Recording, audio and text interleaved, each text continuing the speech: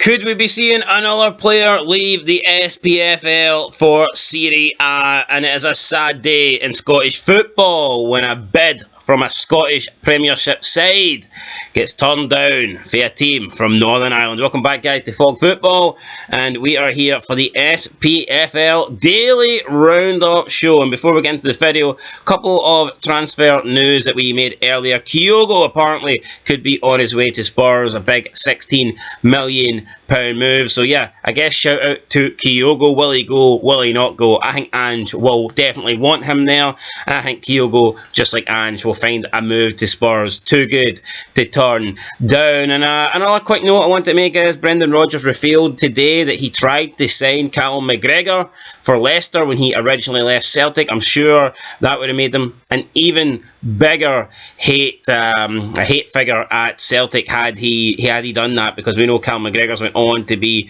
a big part of Celtic, and I'm sure Celtic fans would hate Brendan Rodgers even more if he had have taken him to Spurs with him. But let's move into today's transfer news then. Celtic defender Stephen Welsh has emerged as a target for Serie A side Hellas Verona as he bids for first team football. Bologna also keeping tabs on the 23-year-old. So Stephen Welsh currently not really getting a game at Celtic. It might change under Brendan Rodgers, don't get me wrong, but with Ange Postecoglou there, he was always like fourth choice at best. So I guess if he wants first team football, he is probably going to have to leave Celtic. But, I mean, Kobayashi didn't exactly come in, hit the ground running, so who knows, maybe an injury to Starfelt, an injury to Carter Vickers, and he could find himself in there. But I don't know, I think the Serie A seems like a good route for him. It's worked for Lewis Ferguson, worked for Hickey, it's working for Josh Doidge. He's playing good at the moment. So yeah, no, I think I could see this move. I don't think Stephen Welsh is as good as the other Scottish players that we've seen leave to go to Serie A, but you know, with first team football, with regular game starts, then who knows, maybe he could be a good signing. And I just have to wait and see if Celtic want to sell him. Don't know how much Celtic would be looking for Stephen Welsh, but I think they could get a couple of million maybe if the deal is right.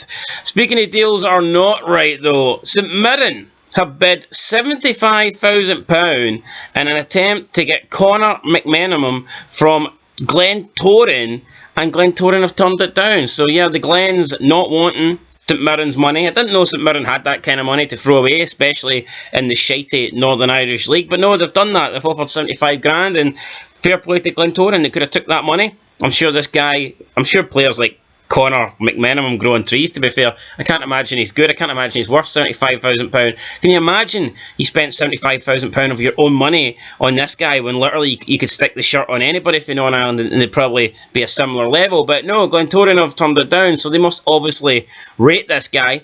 And they must think he's half decent.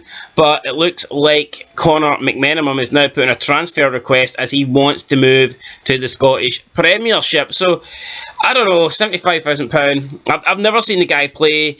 Conor McMenamin is 28 years old. He's desperate to get a shot at a career in England or Scotland. I think that if he was any good, then he'd have probably already left at this stage. I think if you're still playing in the Northern Irish League by the time you're 28, are you really up to much? Are you really going to do anything?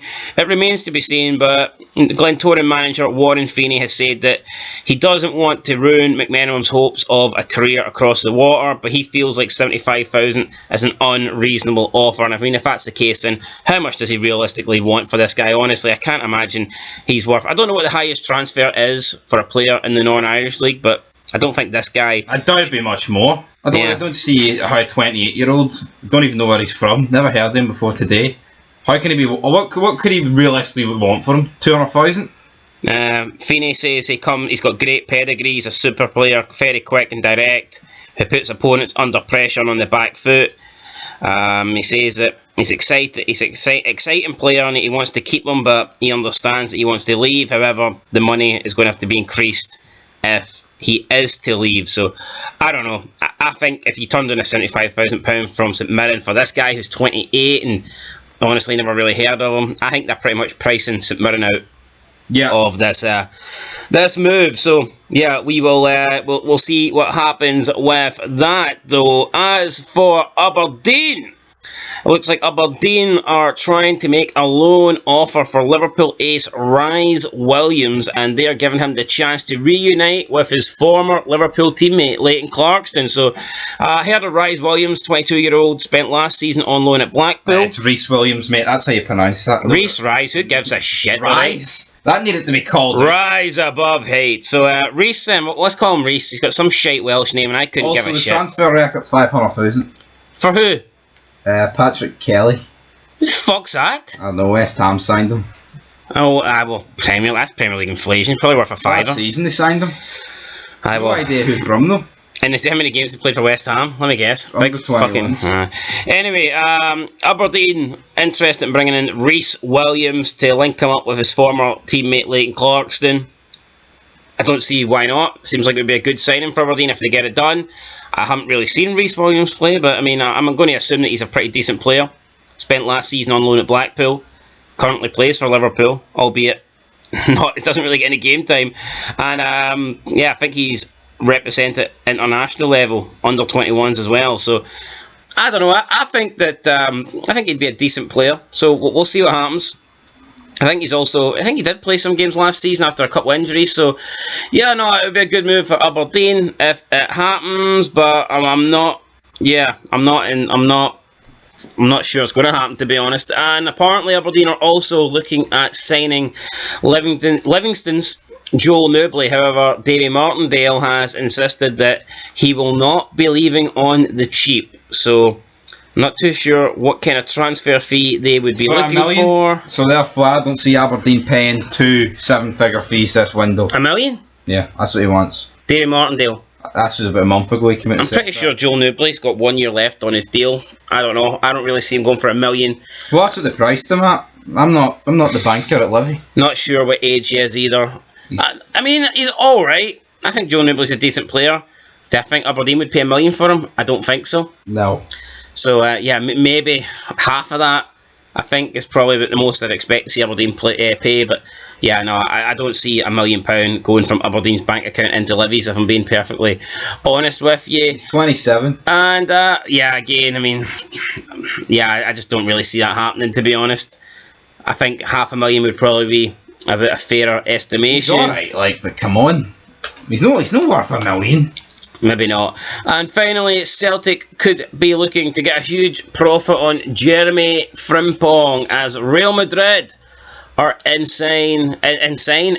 line to put in a transfer for him, and obviously they would be getting a big amount of that money because of the sell-on fee. So, I mean, they could be looking at possibly, I think they got, what, 30% or something they got? Something crazy like that. So you're looking at a third, basically. Yeah, so, I mean, you know, Jeremy Frimpong, he's been talked about as a £50 million plus player. I mean, even if he goes for 50 million, you're going to get 15. That's crazy amounts of money there. So it is, and that'll factor into the sell. Bayer Leverkusen will not want to lose out big time on like 20 million. Yeah, I feel like when you offer 30%, it's something you do at the time to try and get a cheaper deal. But in hindsight, you might look back on it and think, well, holy crap, we've kind of... And if you add into the amount of money that Celtic actually got for him, I believe it was like 11 million. I mean, Celtic could be looking at profiting over 25 million for Frimpong, which I guess in total is more than what Kieran Tierney went for. Absolutely. So yeah. I think Celtic have had a good record over the years of this like seller trading model where they do sell players for good money and they also seem to get like fees. I think they've got one for Kieran Tierney as well. So I'm sure Celtic would be loving it this season if Frimpong does leave Leverkusen and Newcastle do sign Tierney. With the money Newcastle have, who knows what kind of bid they could put in for Kieran Tierney. Celtic literally could be swimming in cash this season. Could be. Big pound.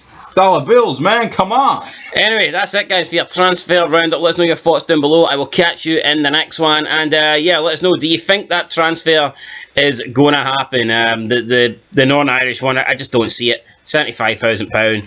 I know we're normally in football, we see clubs spending millions, but I can't believe Glentoran's turned that down. I really, really can't. Anyway, guys, let us know your thoughts down below. Catch you in the next one. And of course, until then, peace.